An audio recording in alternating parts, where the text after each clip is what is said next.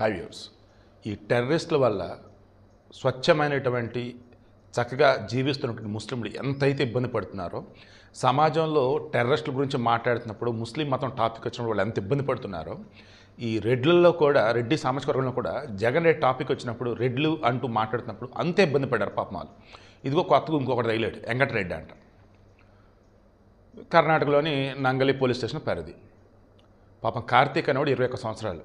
వాడికి పెళ్ళి 1 ఇయర్, బిడ్డ పుట్టి 8 రోజులు అంతే. భార్య పుట్టింట్లో ఉంది, బిడ్డ పుట్టి. వీడికి డబ్బులు అవసరమైనవి. దెన్ ఈ వెంకటరెడ్డి, సుబ్రహ్మణ్యం, ఇంకొంతమంది ఫ్రెండ్స్ ఉన్నారు. వాళ్ళంతా ఉన్నారు. ఈ కార్తీక్ అనేవాడు డబ్బులు కావాలని అడిగాడు. అరే నీకు డబ్బులు కావాలి కదా, నువ్వు నీళ్లు కలపకుండా ఆ 5 బాటిల్ మద్యం తాగు. మందు తాగేసారు. నీళ్ళు కలపకుండా 5 బాటిల్ ఫుల్ బాటిల్ తాగేయాలి. అసలు 1 బాటిల్ అయితే చస్తారండి నీళ్ళు కలపకుండా. పాప మా పిచ్చోడు 5 బాటిల్ అంట. అసలు ఎంత దారుణమండి. అసలు అవతల నా వెంకటరెడ్డి అనేవాడు సైకోనా ఇంకేమన్నానా? పాప మా పిచ్చోడు తాగేశాడు కార్తీక్. ఏమైంది? స్పృహ పడిపోయాడు. నేర్పని ఆసుపత్రి పట్టుకెళ్ళారు. ట్రీట్మెంట్ చేస్తున్నప్పుడు చనిపోయాడే అన్నారు. ఎందుకంటే ఓవర్గా ఆల్కహాల్ తాగేశాడు. పోలీసులు కేసు ఫైల్ చేశారు. వెంకటరెడ్డిని, సుబ్రహ్మణ్యం పట్టుకున్నారు. ఇంకా రిమైనింగ్ బ్యాచ్ ఎవరుతున్నా వాళ్ళ కోసం వెతుకుతున్నారు. వీడికి ఇంట్రెస్ట్ మీకు అర్థమైందా? మరలా చెప్తున్నా, దండ పెట్టి మరి చెప్తున్నా, మందు అలవాటును మానుకోమని నేను చెప్పినా అది మీకు ఇష్టం ఉంటే మాంతారు, లేకపోతే లేదు. అది నేనైనా ఎవరైనా. నాకు కూడా మందు అలవాటు ఉందనుకోండి, ఎవరైనా చెప్తే ఎందుకు మాంతారు, నాకు అనిపిస్తేనే మాంతా. కాకపోతే మీరు మందు తాగటం వల్ల అది ఇతరులకు ఇబ్బంది కలిగించకూడదు అండ్ మీ ప్రాణం ప్రియులకు అసలు ఉండకూడదు. ఇది మైండ్లో పెట్టుకోండి. మందు మానేటువంటిది అత్యుత్తమం. ఆ రకంగా వీలైతే ట్రై చేయండి. లేదు అన్నప్పుడు మందు తీసుకునేటప్పుడు ఏంటి మితంగా తీసుకోండి, పరిమితంగా తీసుకోండి. ఖచ్చితంగా నీళ్ళు అయితే కలుపుకోండి. ఈవెన్ కూల్ డ్రింక్ కలిపి మందు తాగటం కూడా చాలా డేంజర్ తెలుసా మీకు?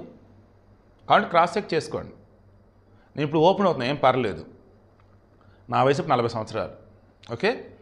దెన్ 20 ఇయర్స్ దాటిన తర్వాత ఇట్లా అనుకోకుండా బయట ఒకసారి మందు అవుతున్నప్పుడు ఏమంటారు సోడా, తర్వాత ఒకసారి కూల్ డ్రింక్ ఇలా ఉంటున్న మూమెంట్లో ఓ పెద్ద రోజు చూస్తూ ఉండేవాడు. రోజంటే తెస్తే మేము వెళ్ళినప్పుడు కనపడుతూ ఉండేవాడు వైజాగ్లో.